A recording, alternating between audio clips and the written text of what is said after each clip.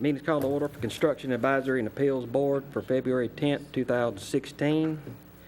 First on the agenda is consider the approval of minutes of January 13, 2016 of the Construction Advisory and Appeals Board. Do I hear a motion? So moved. Second. All in favor? Aye. Opposed? Passed. First on the agenda is, second on the agenda is a public hearing to be held to consideration adoption of the 2012 International Property Maintenance Code. We'll hear from Mr. Michael Shirley first. Thank you, Chairman Hurdle.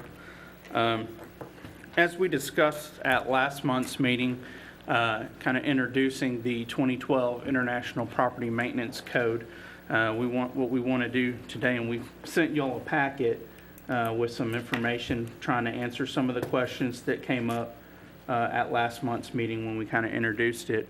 But what I'd like to do is kind of go through, I've got a presentation and kind of go through that generically, and then if y'all have any questions, we can try to answer those, and then obviously open the public hearing, and I think we have potentially some people that would like to speak on that.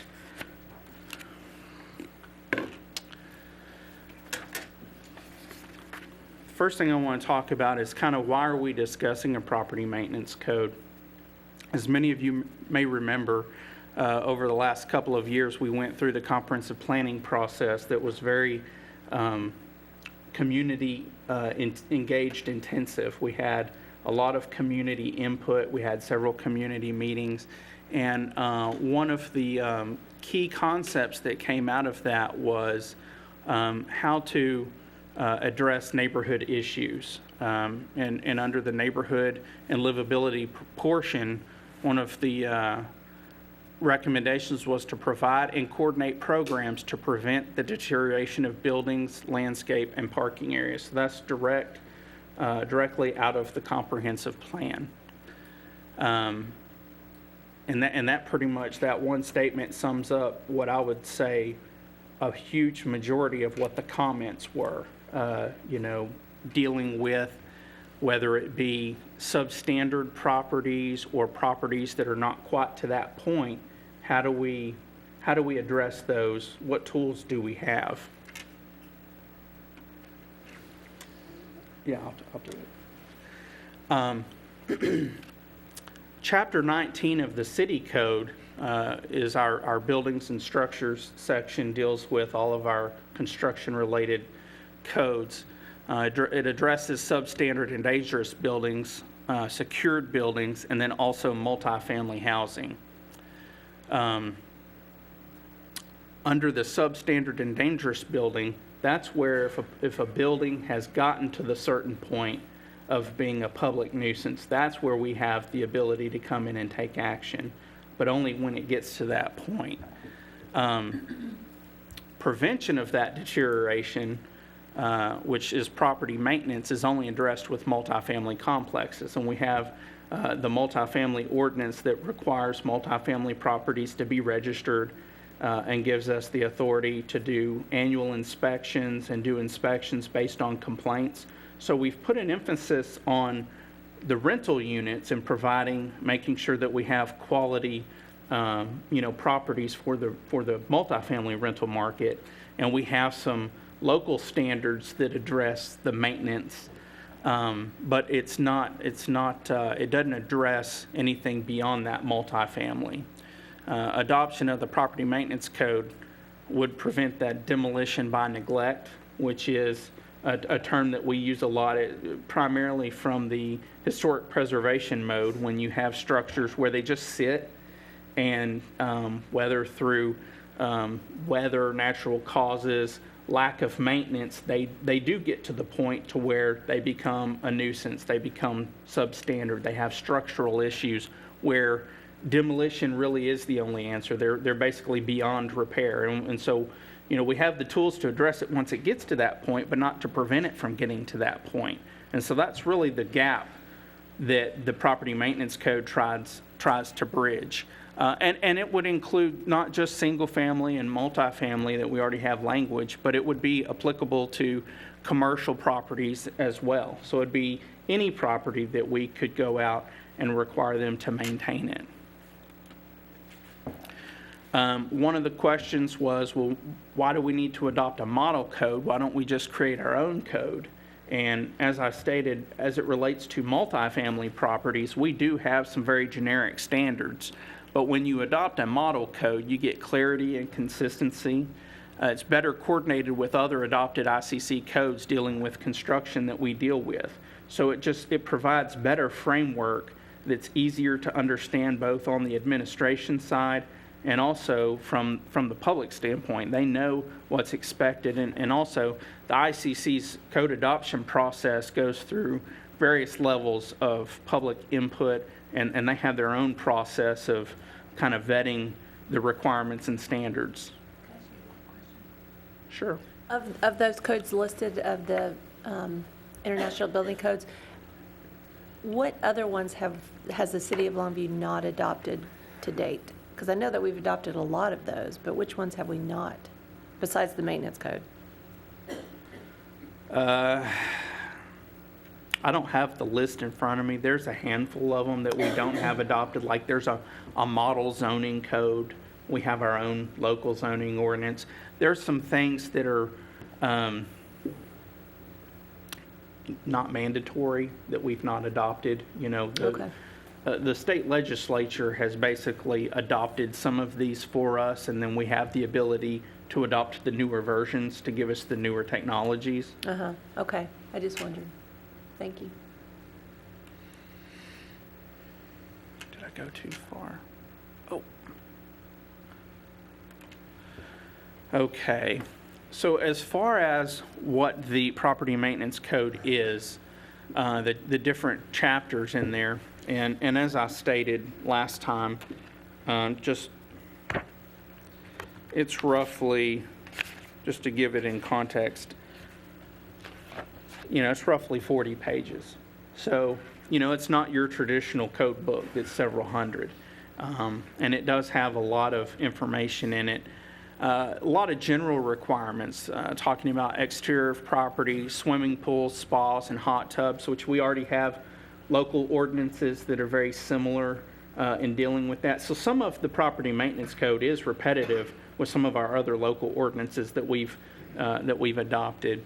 Does talk about the exterior structure as well as the interior, component serviceability, handrails, guardrails, rubbish and garbage, and pest elimination, which we have ordinances in place. And I think in some of the stuff we sent y'all, we kind of outlined some of the differences there. Light, ventilation, and occupancy limitations, plumbing, facilities and fixture requirements, mechanical, electrical requirements, fire safety requirements, and then boarding and securing buildings. Under the general requirements, it's broad in scope. It includes a variety of requirements for the exterior as well as interior and exterior elements. It's intended to maintain a minimum level of safety and sanitation.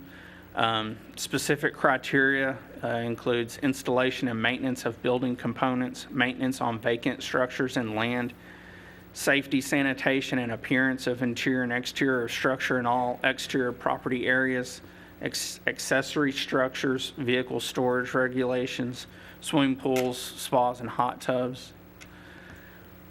Talking about Chapter 4 with light, ventilation, and occupancy limitations, establishes minimum requirements for light and ventilation and identifies occupancy limitations, including restrictions to prevent overcrowding.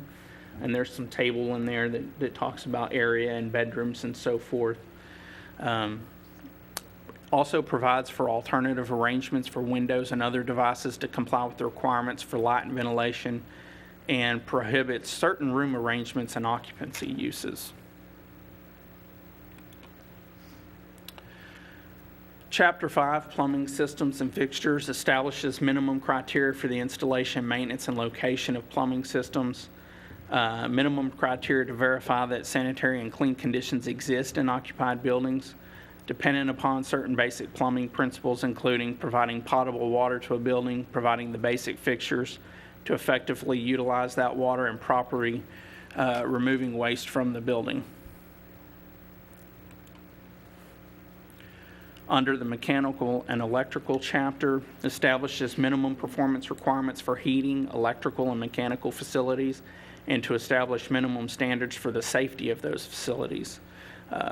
Facilities including HVAC equipment, appliances and their supporting systems, water heating equipment, cooking, ventilation and exhaust equipment, gas and liquid fuel distribution, piping and components, fireplaces and solid fuel burning appliances, chimneys and vents, electrical services, lighting fixtures, receptacle outlets, distribution equipment, elevators, escalators, dumbwaiters, and duct systems.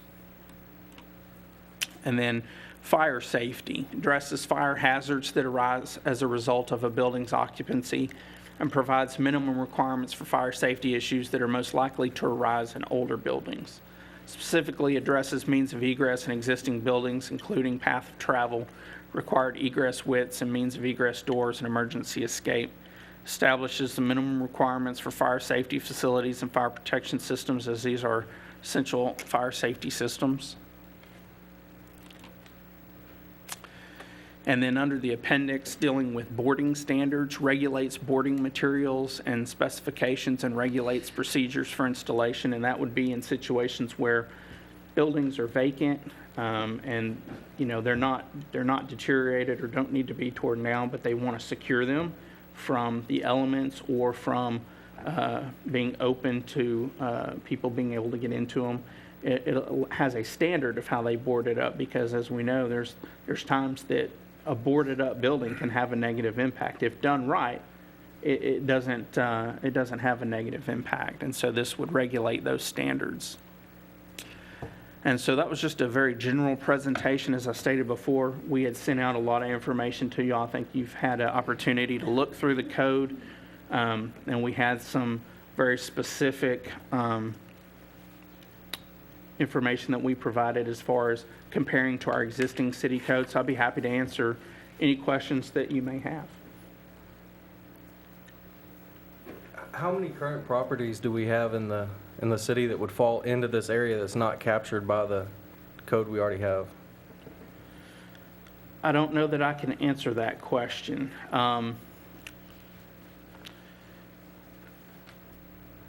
That's a very broad question.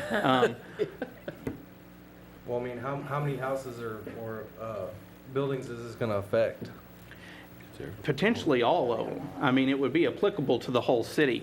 As it relates to substandard buildings, I know we're working on a list. I think we've got over 100 that are identified that are potentially substandard or dangerous that we're going to be working on to either have corrected, rebuilt, or ask them to demo them.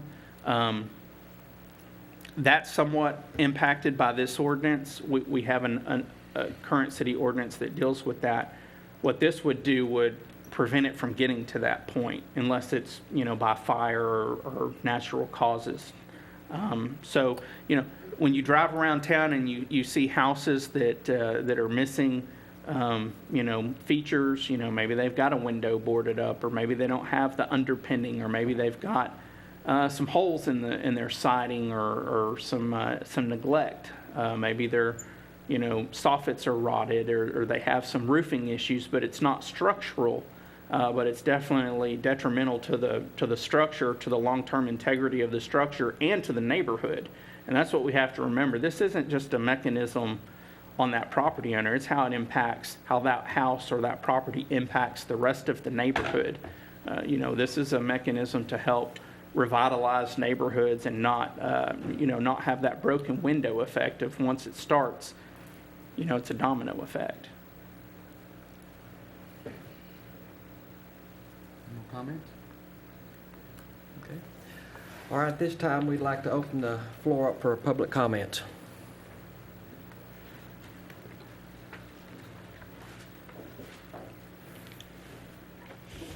Hi, I'm Cindy Lewis. I'm the Government Relations Regional Manager for the International Code Council for Texas, Oklahoma, and Arkansas.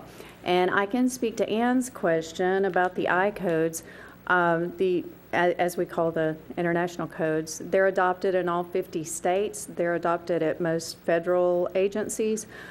Every jurisdiction in the state of Texas adopts the ICC codes. Out of those codes, you have core codes and non-core codes. All of the jurisdictions in Texas adopt the core codes, which are they're mainly the building, residential, mechanical, plumbing, fire codes. This is considered a non-core code, and many jurisdictions in Texas adopt the entire family of codes, including this code. A lot of the jurisdictions around the north central Texas area, it's a 16-county region. And for instance, the building official for the city of Coppell called me just this morning, and I was asking him about his IPMC adoption. And it's typically, excuse my voice, I'm having allergies.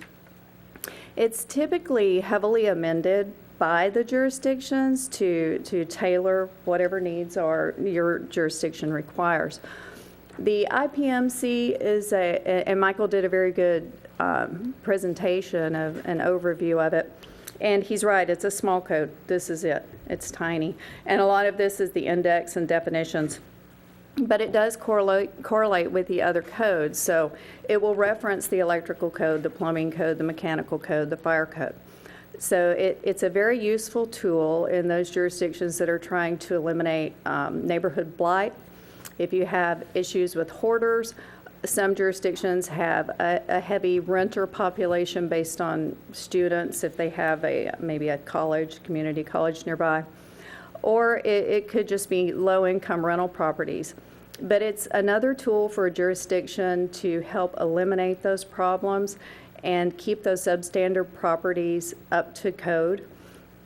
And it's really a joint effort by the renter, the property owner, maybe the property managers if it's an apartment complex.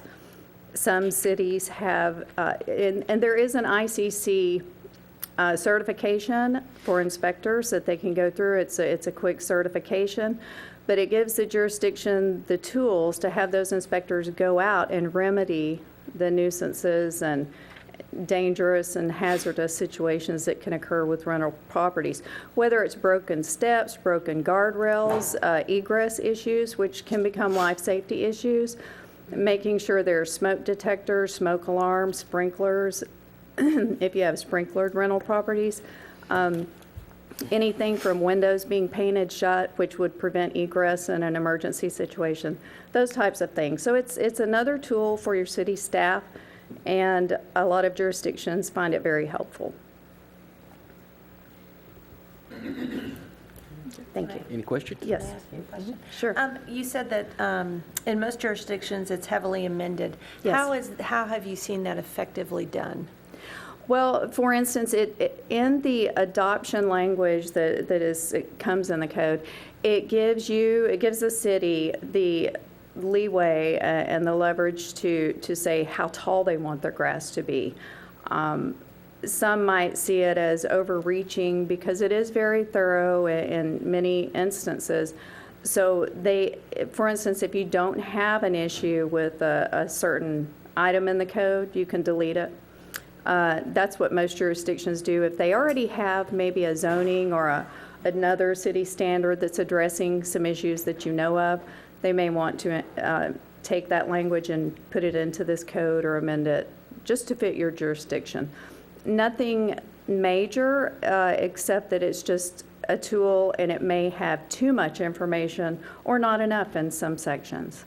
Okay. And I think that was some of the concern is overreaching. Mm-hmm. But if I understand you correctly, that's something that we can work with as a city to get the code to be where we need it to be.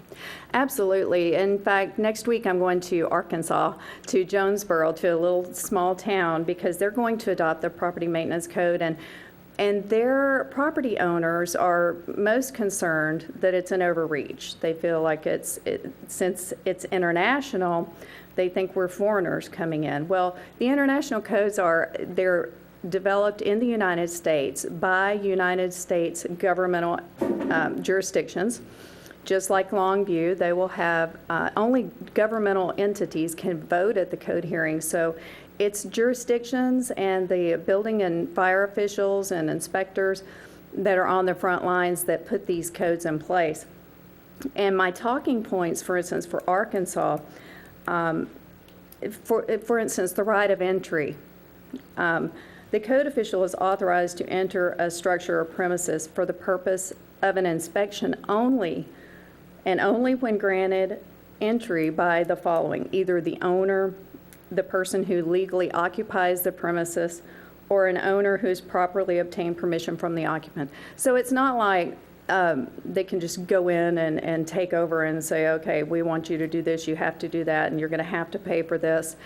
And some jurisdictions, and I've done some research on it, where the public said it was just a way for the jurisdiction to make money and assess fines to folks who are already low income and can't afford the fines. Well, and that's up to the individual jurisdiction, how you want to handle those things. Do you want to come across with a heavy fine for certain violations, like if they have 6 junked cars in the front of the driveway and barbecue pits and furniture and couches? Do you want to hit them with a $1,000 fine, a $200 fine? And it's completely up to your jurisdiction to set those limits and boundaries. Okay, good. All right, thank you. You're welcome. Thank you. Okay.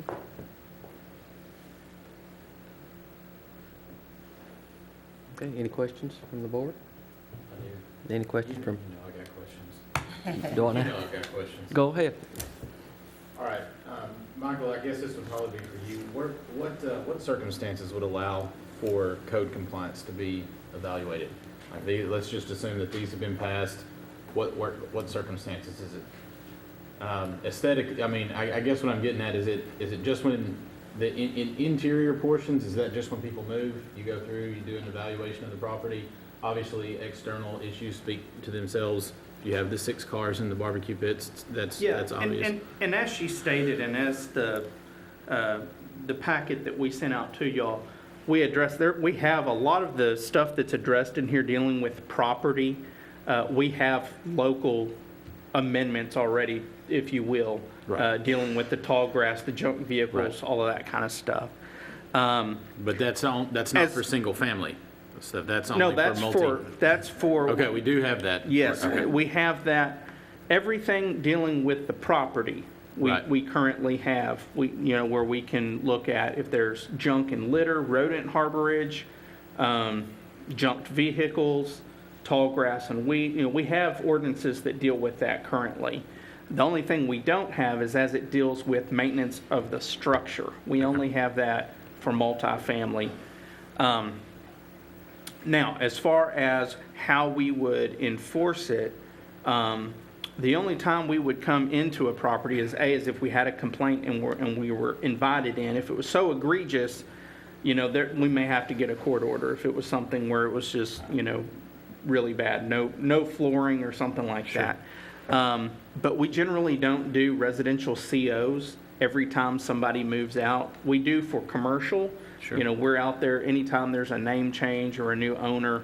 On the residential side, it's only if they request it, or if the power gets turned off, then the power company wants us to come out and do a safety inspection. Right. So through that process, then if we found something interior that was so egregious that was, a problem, then we would ask them to address that. Okay. As far as the exterior goes, obviously a lot of it would be complaint driven.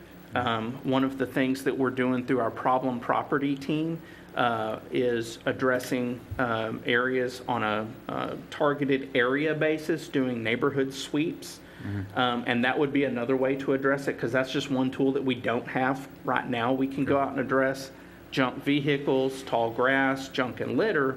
We can't address non-maintained, structures. Okay.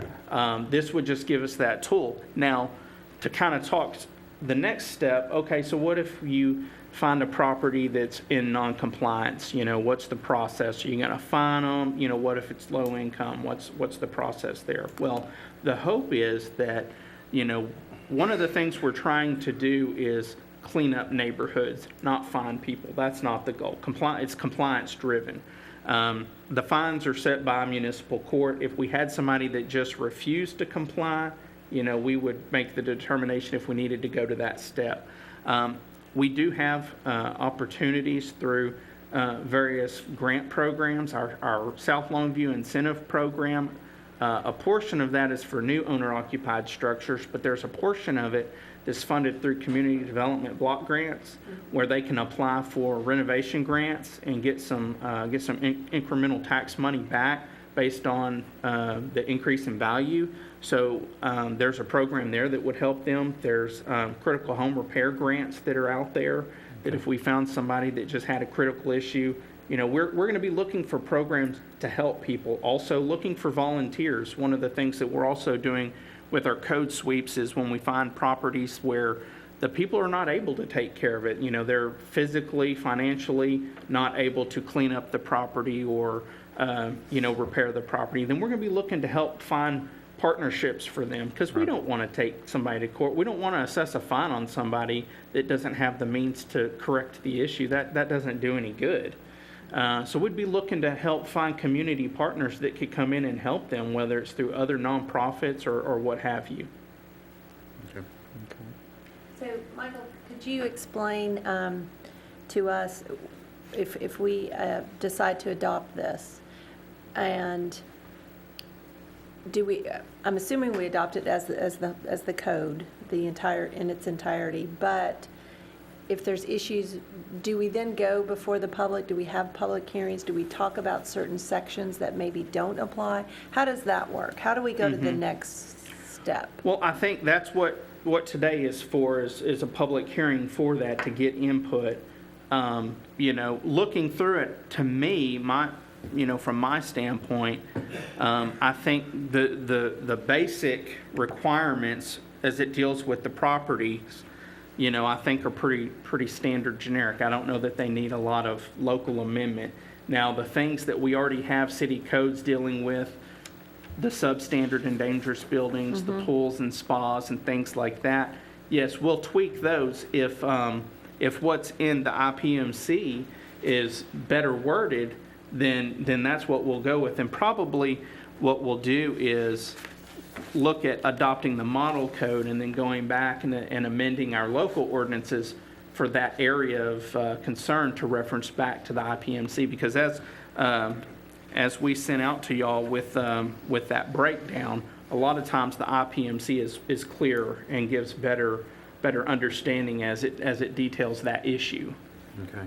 Well, that brings up another question that I have then. Will this move help streamline any type of interaction in getting into a property, renovating a property? Will it streamline the public's interaction with development services at all?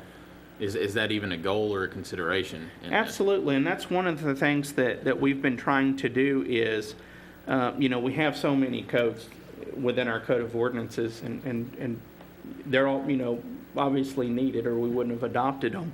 But you know, they're all written at different times by different people, so they don't all have the same very language within them. And so by adopting a model code and then going back and amending ours and using that, it does helps, I'm not going to say streamline it, but it helps us better relate to our consumers, to the citizens that we're dealing with on getting compliance. It's easier for us to point and say, this section of the international code is where there's a violation, not, you know, section whatever the city code.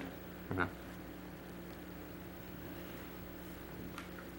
Michael, I do think that this addresses what we were trying to do in the comprehensive plan. I really do. I think that Ben had brought up some things in the last meeting about overreaching, and I guess that would be my big issue. If we come to a point, or citizens bring you points where they feel like it's overreaching, what then is the step that happens to amend this, I guess? Sure. Does that come back to this board? Does that go to city council? How does that happen? Yes, so because this board is an advisory board for construction-related codes to city council, any code adoption would have to come through this group first for public hearing and recommendation. So if we adopt the code and the way we're enforcing it, or if there's something in there that's not meeting the objective and it needs to either be strengthened or it's an overreach, then it could be amended. in a situation where we're presenting the code for compliance on someone, and there's always a variance opportunity as well. We have Okay. this group that oversees variances as well for our construction-related codes. So, and that's based on criteria that you would look at to see, is there a hardship, or is it an interpretation? Is it not meeting the intent? And so if we had a certain section that we were seeing variances on because it wasn't meeting the intent of what we were trying to do, then that's where we could recommend to amend Change it. that. Okay. So we do have the tools to do that. Michael, who will enforce these? It's going to be multiple departments that are being Okay. involved. I mentioned earlier our problem property team, and that's a group that's composed of our PAR officers, our code compliance division, our building inspection division with our building official. We also have representatives from the fire department that participate in that as well as our environmental health division with the animal control. And so, because those are our eyes and ears in the community. And so when we have issues with properties, 9 times out of 10, it's not just one issue. It's issues that are multi-discipline that could, and so rather than going out and addressing just a junk vehicle, there may be a junk vehicle, but there may be a property issue, there may be an animal issue, there may be a police issue as well. And so using it from this team standpoint, we can address the issue one time with better, Multiple, harder hitting, and I don't like to use that because, we're not taking that heavy-handed approach with this. Sometimes we need to, though, to get compliance. We get hit a lot of times as well. This department was out here yesterday, and now you're out here today, and then tomorrow another department. Well, we're trying, this is one way to not have that happen. We all come out at the same time and try to take care and work with people. And that's one of the things with our code sweeps that we're doing is we're walking the streets. We're talking to everybody and letting them know why we're there. It's to help clean up the neighborhood because we all know that can reduce overall crime. And just letting people know that, hey, we're here to help you. If you have issues, talk to us about how can we help you get compliance, not you're in compliance, here's a ticket, because that doesn't do anybody any good. And this is just another tool to help us with that. And as stated, if we see that it's not working as intended, we can amend, repeal. We always have, just if we adopt it doesn't mean it's one and done and we don't have any other options down the road. Okay. More questions? Good. Okay, so I guess the item is 2012 International Property Maintenance Code. We need a motion to pass. So moved. Second. Second. All in favor? Aye. All opposed? Okay, motion passed. Any more questions, Michael? I don't. And as stated, this is just a recommendation. What we're going to be doing, our next step is to make a presentation to City Council. We're not just going to take it and ask for an up or down vote. We're going to take it, trying to get feedback. One of the other things we're going to be doing now is moving forward and really looking at some of the details where we already have it addressed in city code and finding out which one meets the objective. Is the city code better, or do we need to just adopt this in model and then go back and amend the city code after the fact? So we're going to be doing to see how that needs to work, because there may be some things in there that we, like she stated, that we don't need from either an administrative standpoint or from a code standpoint. Okay. Nothing else. Meeting adjourned.